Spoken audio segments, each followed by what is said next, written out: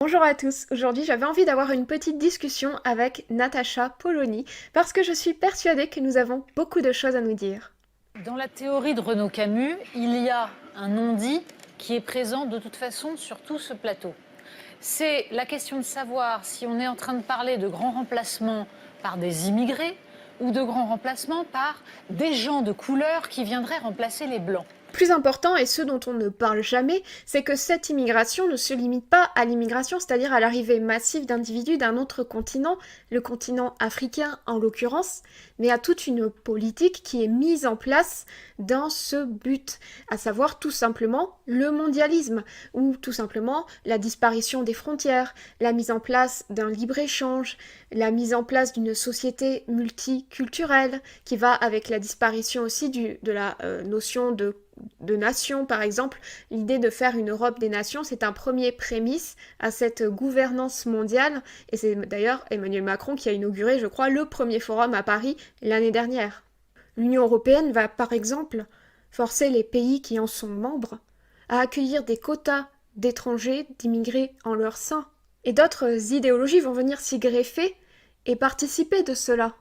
Par exemple, quand on parle de privilèges blancs, quand on organise des camps d'été décoloniales, quand on parle de racisme systémique, qu'on accuse sans cesse les Français d'être des racistes, quand on désigne, je cite, l'homme, le mâle, blanc, hétéronormé, cisgenre, avec un autre langage, avec une idéologie derrière, avec tout un concept philosophique, par exemple, les Occidentaux seraient des privilégiés, des blancs privilégiés qui devraient abolir et renoncer à leurs privilèges pour permettre l'égalité réelle entre tous les individus dans le monde.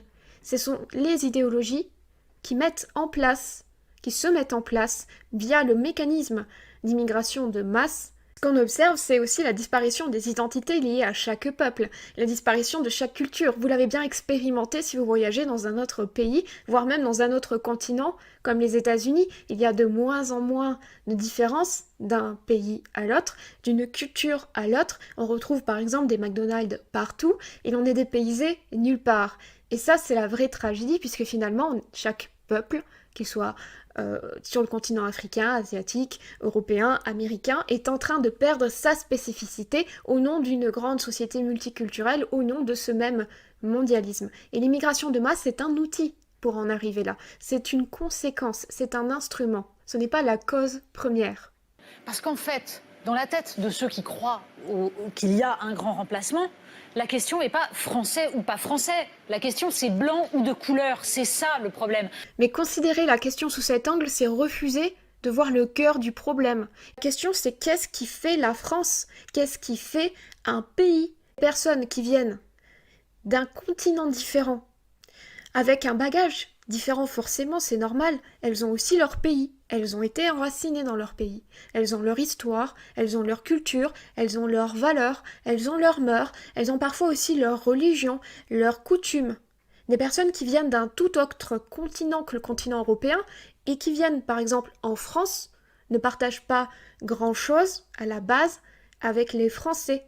C'est de cela que l'on parle lorsque l'on parle de grand remplacement, je pense, parce que c'est ça qui est visible. Ce n'est pas la couleur de peau des personnes.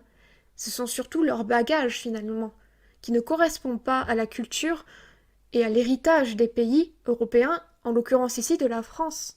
Et forcément, quand vous avez un énorme afflux de personnes qui viennent d'un autre continent avec leur langage, leur mœurs, leur culture, etc., bah ça transforme petit à petit la société, ça transforme petit à petit les mœurs, ça transforme petit à petit la culture, la façon de penser. Et donc on peut plus dire que c'est la France en tant que telle. Parce que des immigrés, il y en a eu des vagues d'immigrés. Il y a eu les Portugais, il y a eu les Italiens, il y a eu les Polonais. Mais ils étaient blancs, ça se voyait pas. Ça n'a aucun rapport. Ces immigrés-là étaient des Européens. Je veux dire, il y a un gouffre en fait entre des personnes d'un continent différent et des personnes qui sont du même continent, mais de pays européens, c'est-à-dire qui ont quand même une parenté en termes de culture.